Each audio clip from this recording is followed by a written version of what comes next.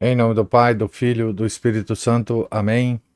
Ave Maria, cheia de graça, o Senhor é convosco. Bendita sois vós entre as mulheres, e bendito é o fruto do vosso ventre, Jesus.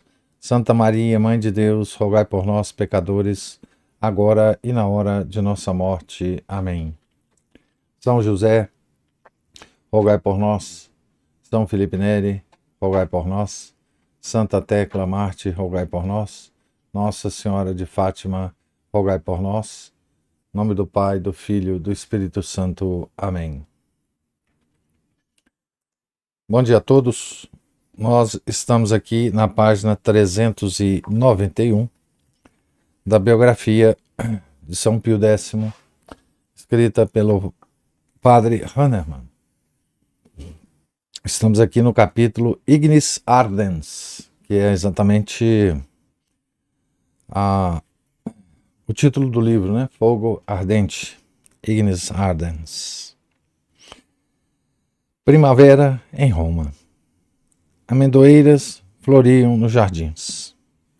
Em frente à Basílica de São Pedro, a fonte espirrava suas águas para o céu azul, onde voavam centenas e centenas de pombas brancas. A vida agitada estava acontecendo em todas as estradas e ruas. Os peregrinos marchavam sob seus estandartes. As crianças corriam, brincavam e aplaudiam na venerável praça em frente à escadaria da Basílica. Uma pessoa não participou do tumulto colorido. O grande prisioneiro da prisão dourada. Pio ficou pensativo na única janela do escritório. Ele espalhou alguns pedaços de pão no parapeito da janela e esperou que pelo menos um pássaro voasse até lá para compartilhar sua solidão com ele. Mas nem mesmo um pobre pardal encontrou seu caminho naquela manhã. Dom Bressan entrou e Pio voltou-se para ele com um sorriso cansado. Veja, Giovanni, nem mesmo um pardal quer saber do Papa esta manhã. Como as coisas são solitárias nesta altura. Ó, Santo Padre, respondeu o secretário, o mundo inteiro está vindo até o Senhor. As audiências. Sim, as audiências, suspirou o pontífice. Bispos, príncipes, ministros, estadistas. Até para a recepção dos peregrinos, o mestre de cerimônias prescreve fraque e gravata branca, e para as mulheres, vestido preto e véu.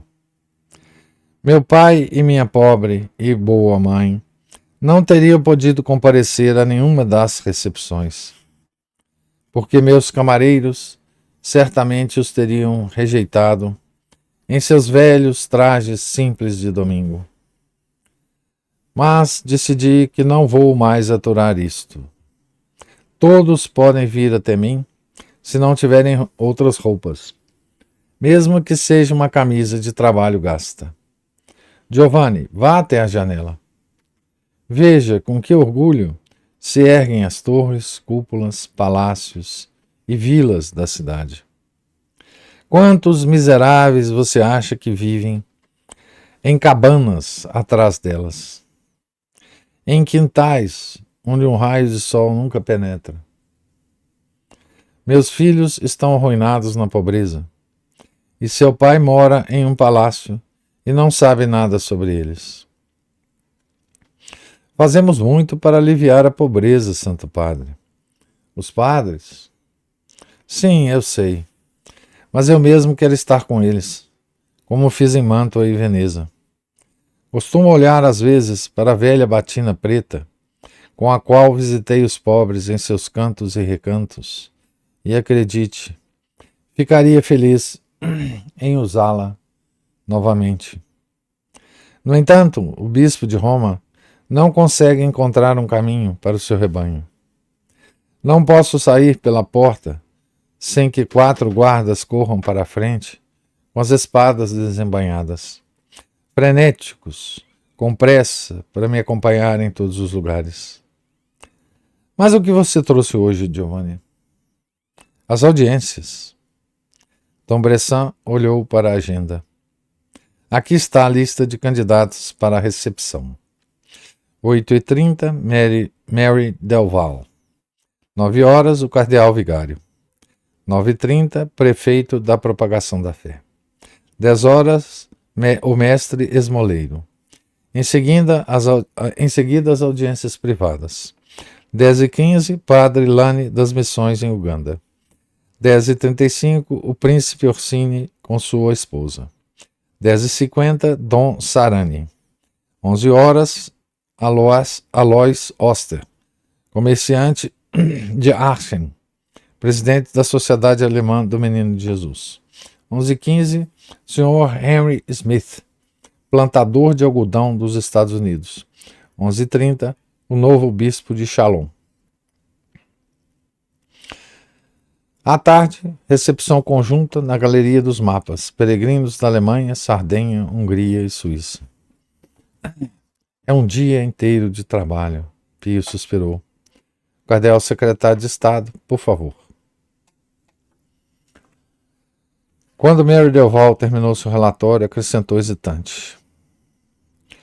Posso mais uma vez perguntar-lhe sobre os seus desejos em relação à preparação de seu jubileu de ouro, Santo Padre? Jubileu de ouro? Pensou o Papa. Com que rapidez esses 50 anos passaram. Tombolo, Salzano, Treviso, Mantua, Veneza. Na verdade, você pode calcular rapidamente. Eu estive em todos os lugares por exatamente 9 anos. Já ultrapassei por algum tempo o 5º ano do meu pontificado. Segundo a lógica, ainda tenho 4 anos até a próxima estação. Quanto mais pode ser por decreto divino, Eminência. De acordo com o excelente estado de saúde de Vossa Santidade, pode haver muitos anos mais, Mary Delval respondeu. Os últimos papas atingiram uma idade avançada. Gregório XVI tinha 81 anos. Pio IX tinha 86. E Leão XIII tinha 93 anos quando entregou sua alma ao Criador. Segundo a lógica, Vossa Santidade pode chegar aos 100 anos. Desejo que as graças do bom Deus me protejam disso, suspirou o Papa. Minha saúde não está mais boa. A gota me atormenta mais do que eu gostaria. O bom doutor Merchefafa proibia fumar e só permitia rapé. Eu me sentia muito jovem em Veneza. No Vaticano, porém, sinto o passar dos anos. Quanto à preparação da cerimônia, lembrou o cardeal. Não quero comemoração. Pio disse com firmeza. Que isso fique entendido. E diga a todos que não quero nenhum tipo de comemoração. Basta-me refletir no quanto perdi e no quanto não fiz. É isso que diz o Santo Padre? É isso que diz, Santo Padre? Mary Delval balançou a cabeça. O senhor, de cujas qualidades de bom pastor nem mesmo a imprensa anticlerical ousava duvidar? O que os maçons dizem não me importa. Mas o que Deus diz, posso ouvir em breve. Não quero comemoração. Não é possível, Santo Padre, insistiu o secretário do Estado. O jubileu do Papa é uma festa para o mundo inteiro. Eu também não quero ignorar completamente, Eminência, respondeu Pio. Nos últimos meses tenho pensado muito no ideal sacerdotal. De que servem todos os meios e métodos se não temos bons pastores?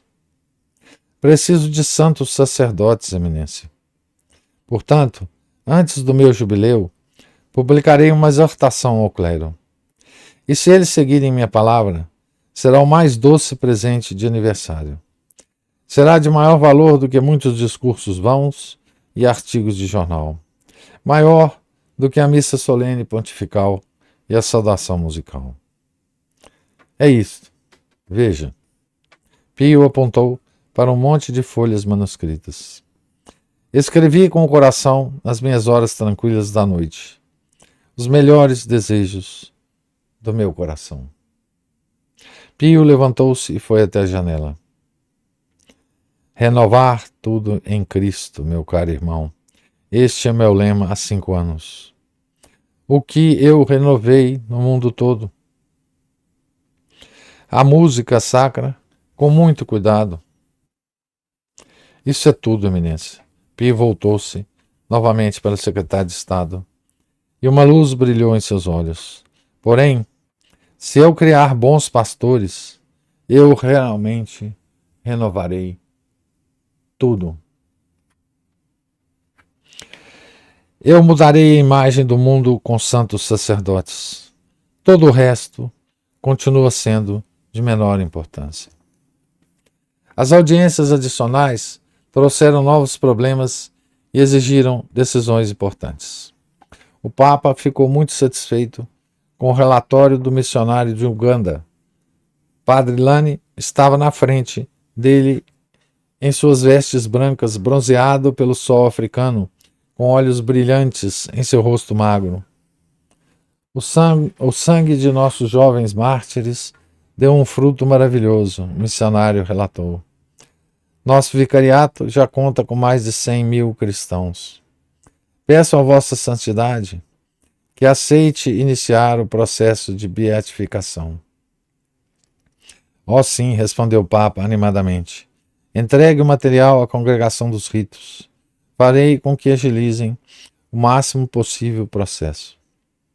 O seu vicariato, meu estimado filho, tornou-se especialmente próximo do meu coração. O prefeito da propagação da fé chamou-lhe a pérola das missões africanas.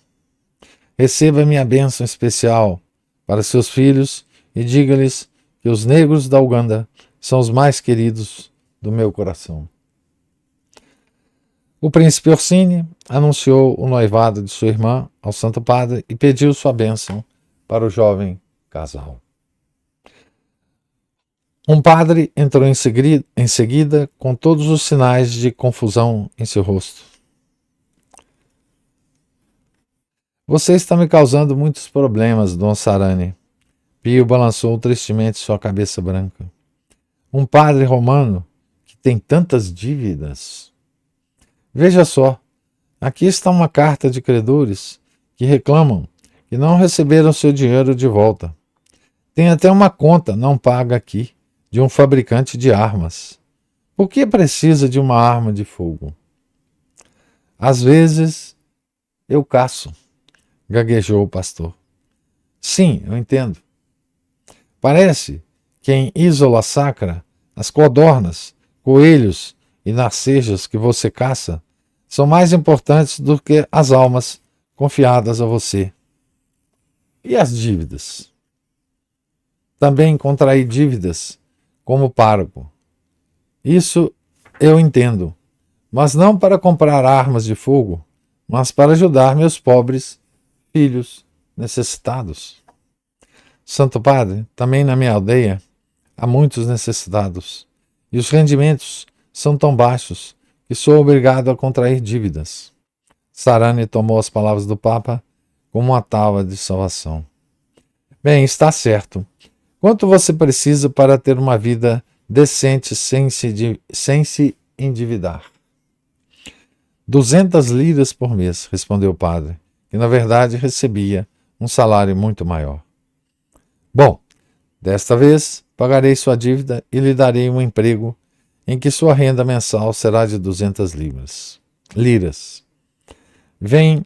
Vá em nome de Deus. O padre, por não ser honesto, fez um mau negócio. Depois de um tempo, ele foi designado para uma das antigas basílicas, onde sua renda mensal chegava a exatamente 200 liras.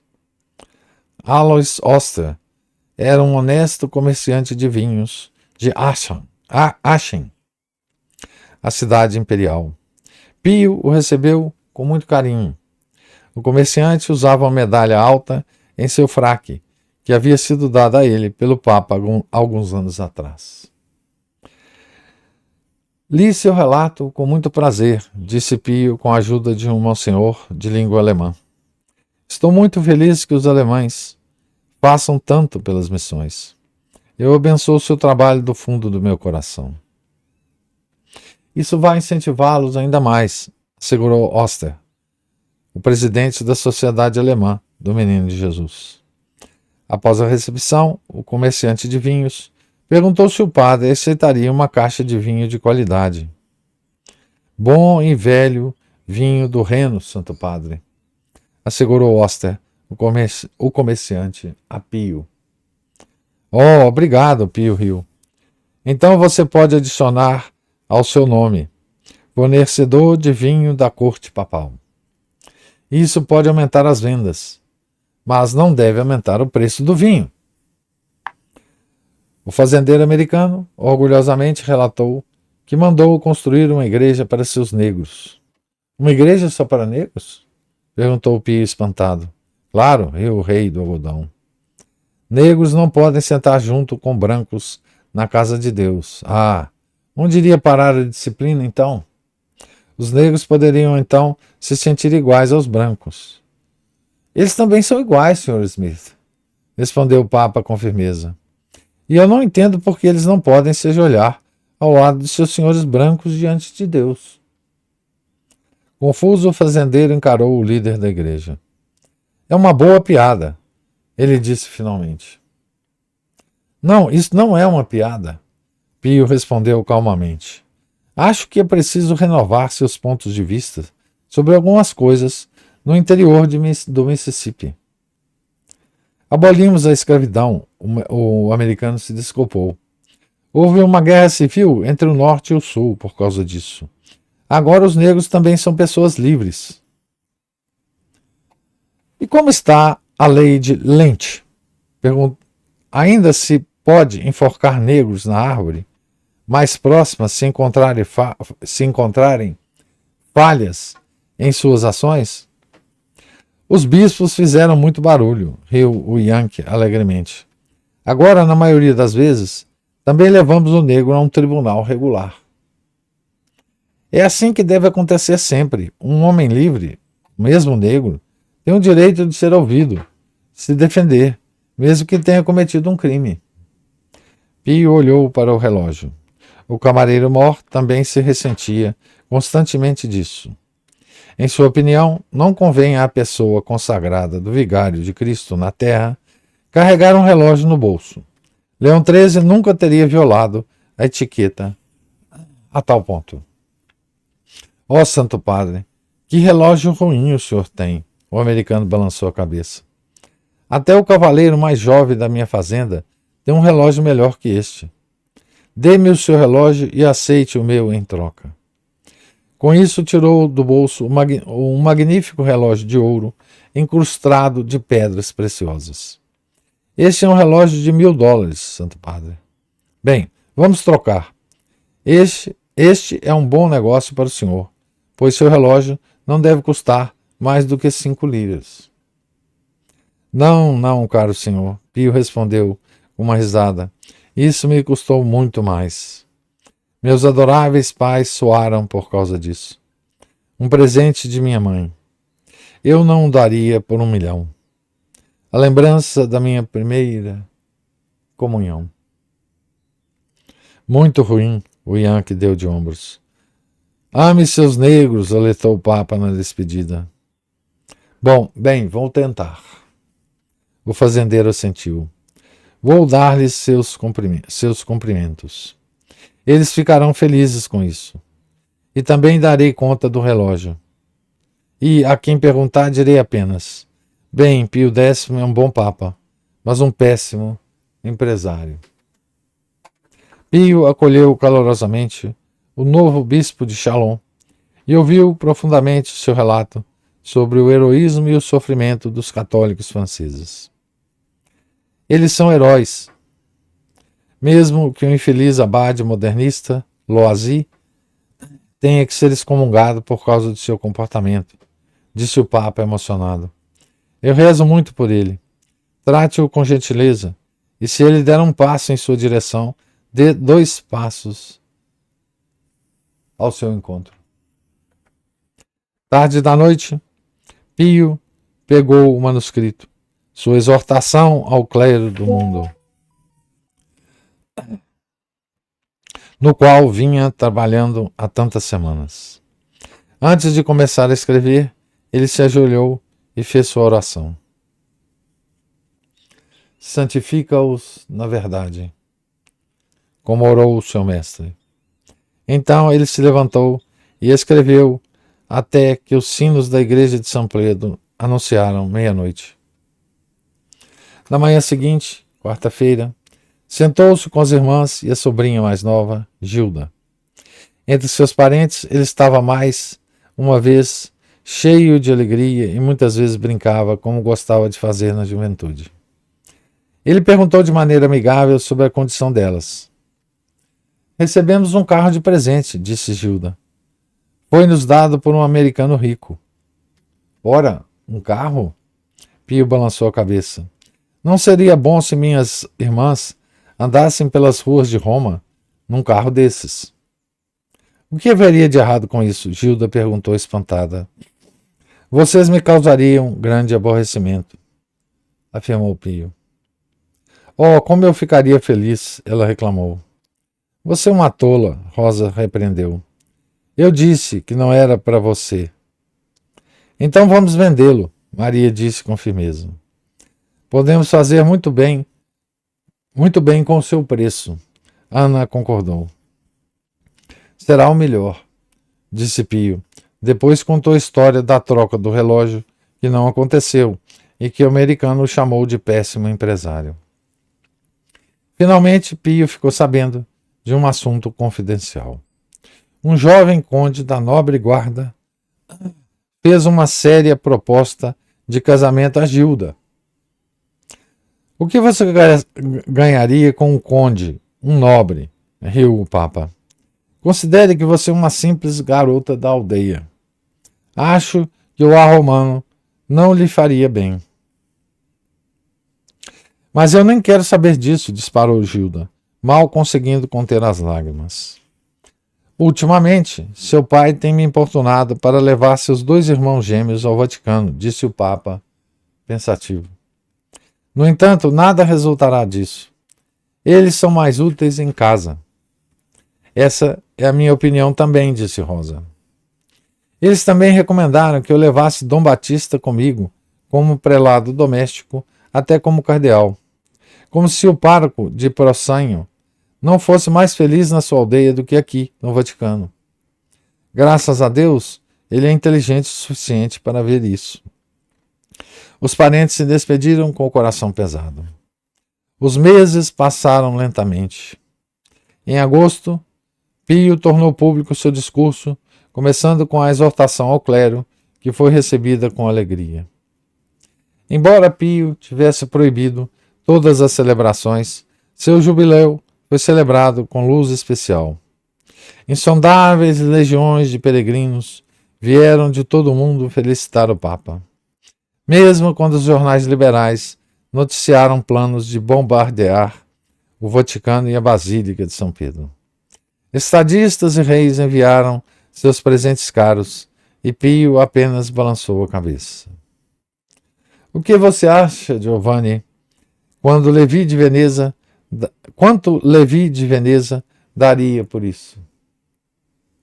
Levi era aquele dono daquela loja de penhores, né? O judeu, dono da loja de penhores em Veneza, né? O que você acha, Giovanni? Quanto Levi de Veneza daria por isso? Suspirou quando Monsenhor Bressan lhe mostrou um par de castiçais de ouro e um antigo vaso chinês. Infelizmente, não posso mais correr para a casa de penhores. Não, realmente não, riu o secretário.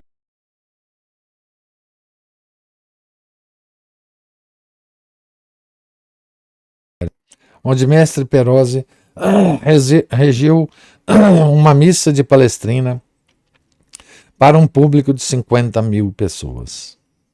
Nesta ocasião, a multidão de fiéis respeitou os desejos do jubilante, absteve-se de aplaudir ruidosamente.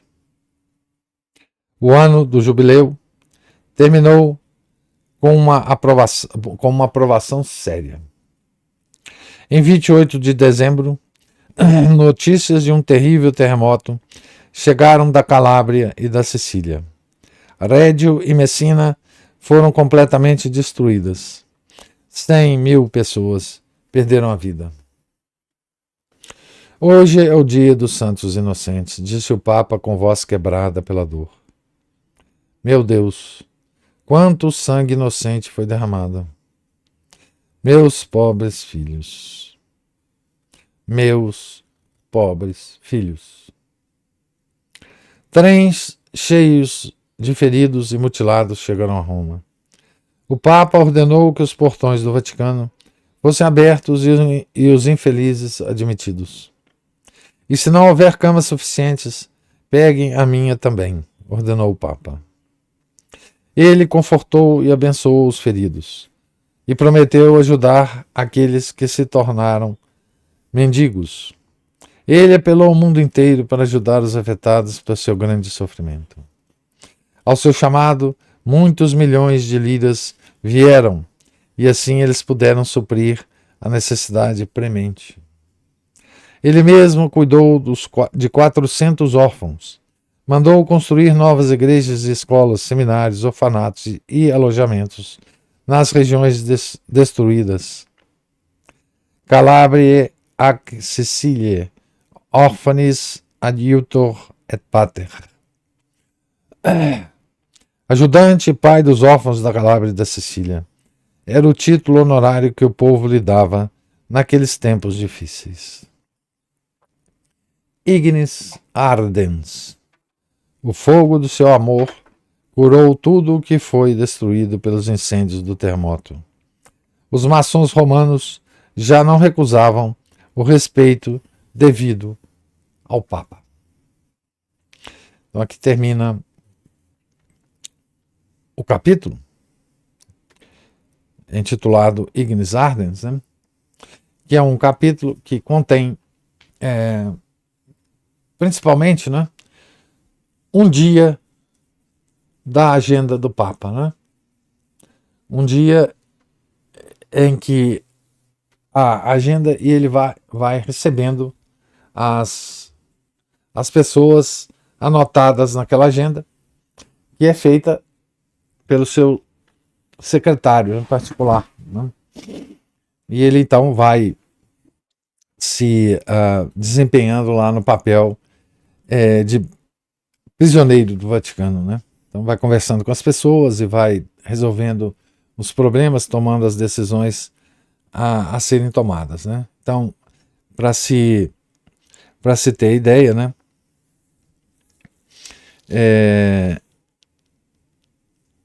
Da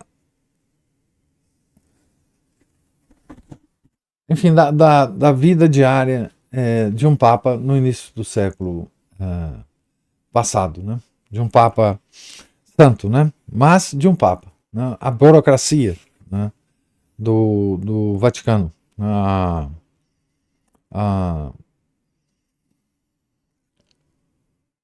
aquele dia a dia massacrante, né?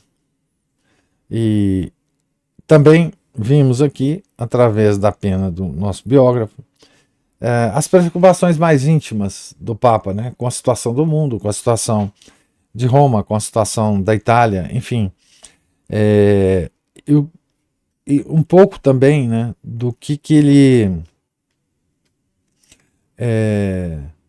quais eram as suas preocupações pessoais, né? Quais eram os seus desejos, né? Aqui tem uma alusão a isso, né? Quando ele fala ao seu secretário particular sobre a batina, a velha batina, desgastada batina, que ele às vezes fitava e tinha saudade daquele contato, né? Que mesmo como cardeal patriarca de Veneza, ele fazia, e como Papa ele não pode fazer, né? de andar pela cidade e conversar com as pessoas e interagir com elas e saber dos sofrimentos delas e tentar de alguma forma ajudá-las, né? Abençoá-las, aconselhá-las, né? Agora já não é mais possível, né? E o capítulo começa com uma bela, quase que metáfora, né? Dele jogando a comidinha lá no beiral da janela do escritório dele em Roma e nem um passarinho, nem um pardalzinho, né, indo comer essa comidinha, e uma metáfora para solução, para, desculpe, solidão do Papa, né? Uma solidão terrível, né? Porque ele se torna uma pessoa quase que incomunicável, né? Quase que intocável, né? Enfim, você só se aproximando do Papa por meio da sua agenda, né? E, enfim, e a figura grotesca, né? Também nesse capítulo, a figura grotesca do americano, né? Enquanto eu li aqui o diálogo desse americano, né? Me lembrou muito as várias críticas que Chesterton fazia ao americano, né? Ao empresário americano, ao milionário americano, enfim, ele tem textos memoráveis sobre isso, né? Justamente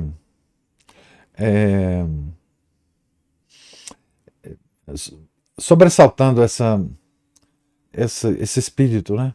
Que hoje é tão, né? É tão falado e tão elogiado, né? Aqui no Brasil, principalmente por essa direita neocon, né? Esse espírito grotesco, né? Do americano, né? Não sei como é que nós podemos, sendo descendentes dos grandes e heróicos portugueses, né? Nós podemos sequer ter alguma mínima admiração por essa figura, né? Tá certo? Mas eu queria ouvir se houver as considerações dos senhores. Diga. Depois, se eu puder falar um pouquinho mais, só um resuminho do que o Gerson disse, eu recomendar esses textos dele, se estiverem publicados em algum lugar, acessível a gente, seria interessante. Também achei assim, um snobismo em uma pessoa que não entendeu realmente a mensagem de Cristo, né, da irmandade de todos os povos, assim, nesse ponto. E me fez lembrar também aquelas irmandades, confrarias, dos pretos, dos pardos, aquelas igrejas que a gente vê assim, Nossa Senhora dos Rosários Pretos. Aqui teve muito isso. Sim, bastante. Inclusive, várias dessas igrejas, várias dessas confrarias foram responsáveis, inclusive, por manter várias dessas igrejas e desses padres também, né?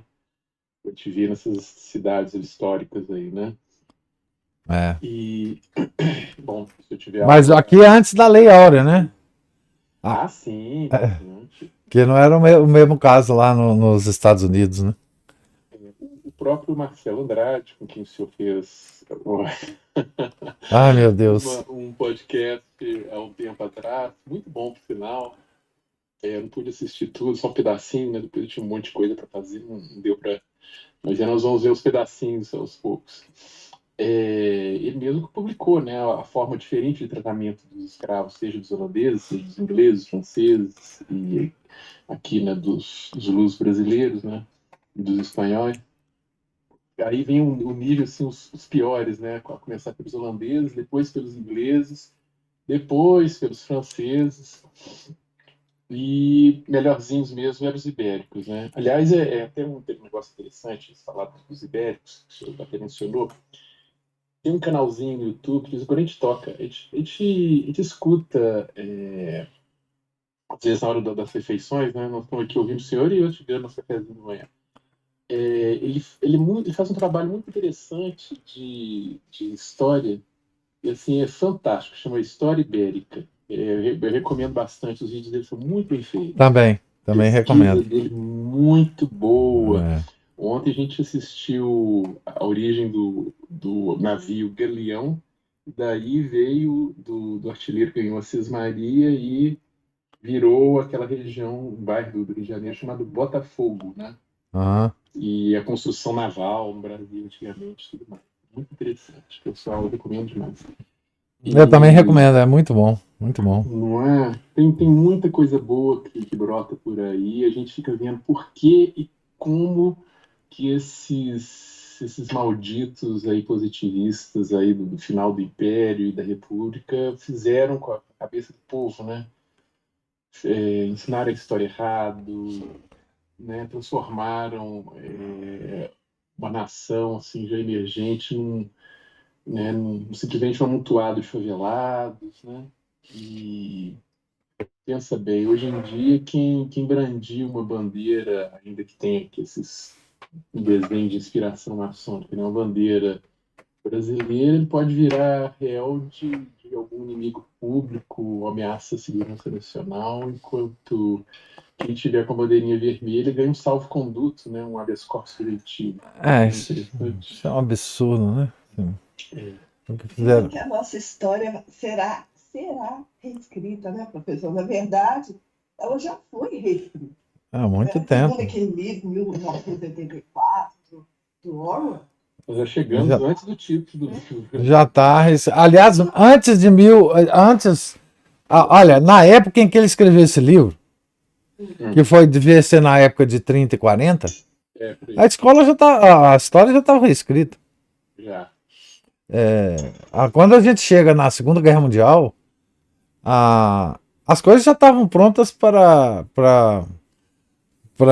ser, enfim, inculcada na cabeça das pessoas, né? A própria Segunda Guerra Mundial, a história da Segunda Guerra Mundial foi toda, ela é toda falsa. Aqui nós sabemos, né? Totalmente falsa. Damos, tendo uma breve noção também sobre ela. É, totalmente falsa, né? Enfim, mas no nosso caso, eu acho que assim, por que eu digo no nosso caso, né? Porque nós fomos já desde o século, início do século XIX, né? Quando a maçonaria começou a ter muito poder no Brasil, toda a história a partir daí foi, enfim, deturpada, né? Enfim, não há. É muito pouca gente que sabe da história real, enfim, e é assim que nós tocamos o barco, né? Infelizmente. nós vamos reagindo a essas falsas histórias. Nós só temos elas para pensar o Brasil, né? Então toda análise nossa do Brasil, ela parte de uma falsa história e que nos leva a falsas análises, né? E falsas conclusões. Então assim, não tem jeito, né? Nós não, na verdade, nós não somos herdeiros da riqueza que os nossos antepassados nos deixaram, né? Porque nós não sabemos delas, né? E por isso o povo brasileiro está condenado, né? Não tem muito jeito, não. Nós sempre tivemos a mesma, enfim, o mesmo traço, o mesmo perfil de pessoas enganadas, né? De boa índole, né? De boa índole, de má educação e enganados, né? Verdadeiro, professor. E que cada vez mais enganados aí pela indústria de entretenimento, com essas músicas horríveis, programas de televisão horrorosos, essas modinhas assim, péssimos, né? E nada de bom aparecendo para esse pessoal, a coisa cada vez pior, ainda vem, como o senhor falou aí, nessa, como é que é, de cristão conservador e de direita, uma imitação grotesca de texano, achando que você tem que dar uma chuva de bala em qualquer um, né? Comportamento protestantizado, né? Mesmo ali no nosso meio tem muito disso, né? E aquelas aparências de gente vintage, né? Eu não entendo isso, sabe? Assim, O nosso intelectual do século XIX, ele se mirava muito na França, né? Na literatura francesa, etc, etc. Muito que bem. Agora, hoje nós não temos intelectual, né? Mas hoje os nossos intelectualoides aí miram nos Estados Unidos. Eu não entendo, assim, é uma falta de inteligência, de sensibilidade, aquele negócio de se admirar, né? Ah, mas aqui tudo funciona bem, aqui é democracia, Poxa, até o Olavo de Carvalho caiu nessa quando ele foi para lá, poxa. Pelo amor de Deus. Quando eu vi o Olavo, porque eu tive experiência de lá, né? Da América do Norte, né? Então, quando eu vi o Olavo falar lá dos Estados Unidos, logo quando ele chegou lá, eu falei, gente, não é possível. Possível que ele caiu nesse negócio, nesse canto da sereia, sabe? Assim, é uma lástima esse país, né? Uma lástima. Eu também tive experiência de lá, assim, as coisas você teve de lá, né? De lá da os sonos sociedade. são formadinhos, bonitinhos, mas assim, a interação social é péssima. Né? Eu morei numa cidade, igual vindo nesse questão do americano aí com os apartheids aí. A minha cidadezinha ela é toda dividida, assim, informalmente por setores. Então, eu trabalhava no extremo norte da cidade e morava no extremo sul, que era divisa com outro município. Eu dava para outro quarteirão, já era outro município. Então, eu passava por uma região, de um lado da pista lá, era a região portuária e era cheio, eram os guetos lá dos nossos amigos de cor, né? Uma coisa horrorosa lá. O outro lado já era uma região dos imigrantes italianos e irlandeses. Aí depois andava mais um pouquinho, era o pessoal eslovaco e ucraniano. Aí andava um pouquinho, era o pessoal árabe. Andava um pouquinho, era o pessoal polonês. Eles são mestres em gueto. Gueto um atrás do outro. Assim, até os letreiros das lojas, o povo de idioma falando. Né, nas ruas, assim, a gente vai, quando o pessoal sai na rua, né? Mas assim, é um atrás do outro. Então, assim, um não mistura com o outro, um odeia o outro. E eles tiverem, né, uma rusga histórica. E eles se orgulham de se chamarem melting pot. Não, melting nada, cara. Não tem melting lá nada. Não. Melting. Não. Não derrete, professor. É impressionante. Ninguém se mistura, se pica, muitos se hostilizam, alguns se toleram, assim, e tal. Mas... nós somos do melting pot. Aqui realmente é. Aqui todo mundo chega aqui e esquece de onde veio. Fica brasileiro em 2 segundos. 24 horas ele tá brasileiro. Exatamente. Aqui, lá, é uma coisa que o pessoal fica reclamando lá, falou assim, mas é o seguinte, vocês não dão oportunidade para as pessoas aprenderem seu idioma, vocês não querem assimilar essas pessoas, embora haja pessoas que queiram ser assimiladas, embora algumas não queiram. Porque... mas sempre há, algumas sempre há, né? Sempre há, não. Alguma assimilação tem que ter, porque você tem que aprender, nem que seja o básico do idioma, aprender como é que as coisas funcionam para poder sobreviver naquele lugar. Né? E aqui, se a pessoa querendo ou não, a gente arrasta a pessoa pro meio, ela acaba virando uma de nós, né? Vira o quê? Primo. Vira primo. Vira primo. Assim, no meu meio, às vezes, um primo de um primo meu que não tem relação de sangue conosco é primo. É primo, claro. Nossa. Ainda mais aqui em Minas, aqui Aqui todo ele, né? Igual um rapaz, um pernambucano que faz graça aqui no Gerais. Vai na festa, tem 300 filhos. É isso mesmo. Tio, seu também.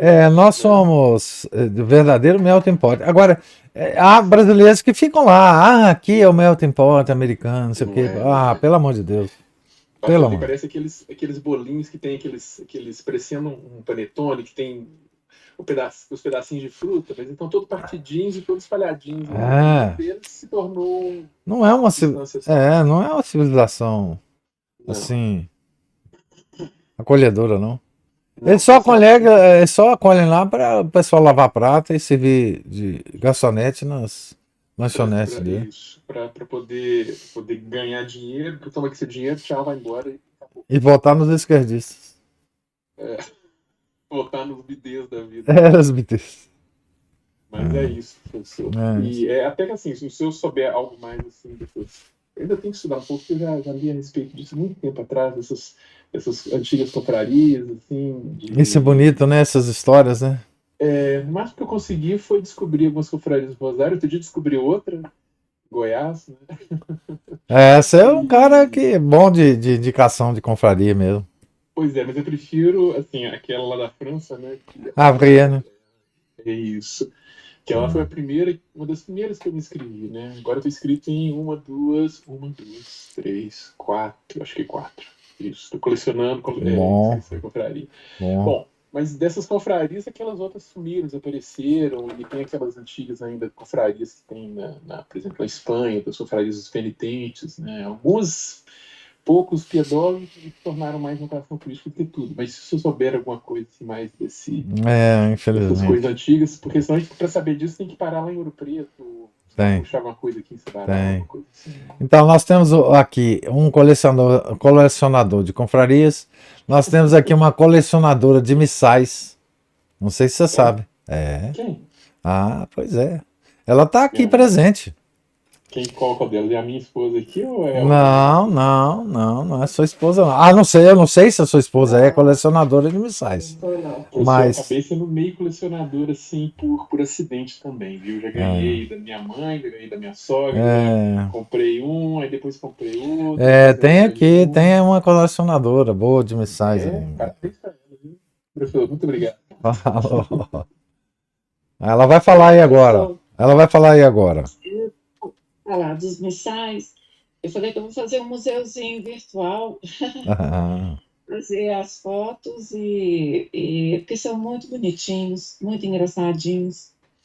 As relíquias, né, que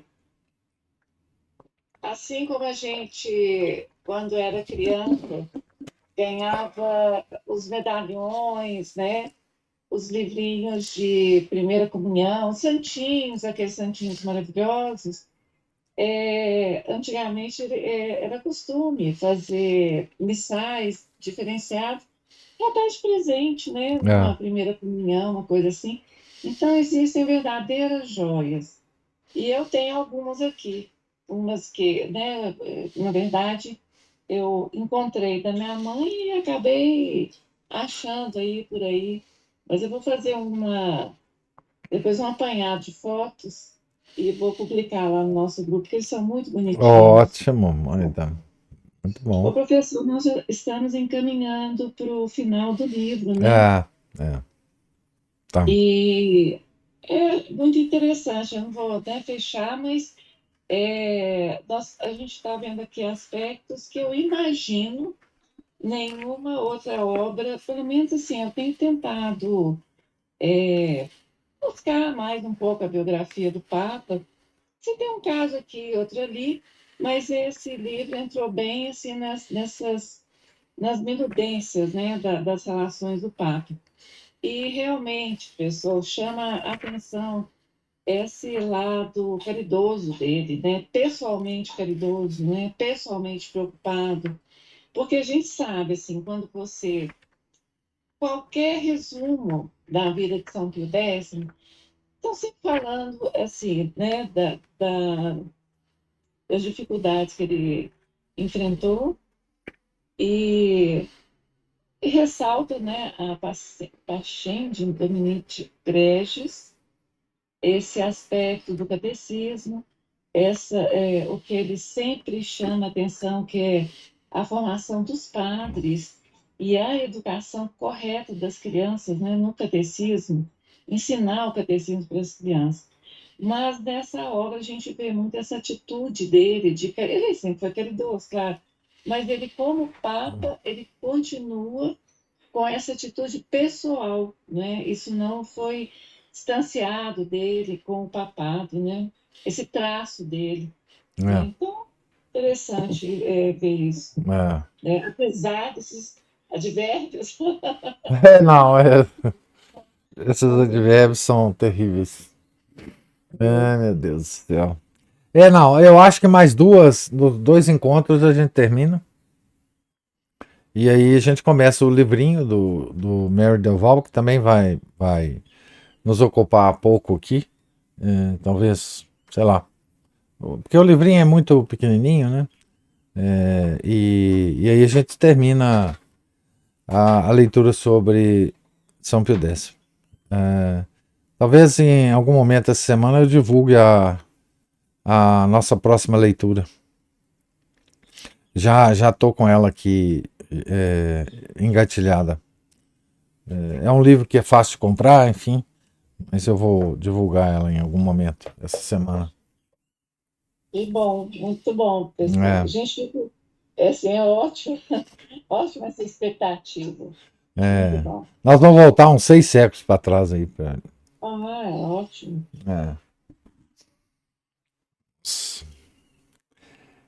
Então, mais alguma observação, algum comentário? Então, Deus lhes pague a presença, paciência, os comentários, observações. Tenham todos um santo dia, fiquem com Deus. Em nome do Pai, do Filho e do Espírito Santo. Amém. Ave Maria, cheia de graça, o Senhor é convosco.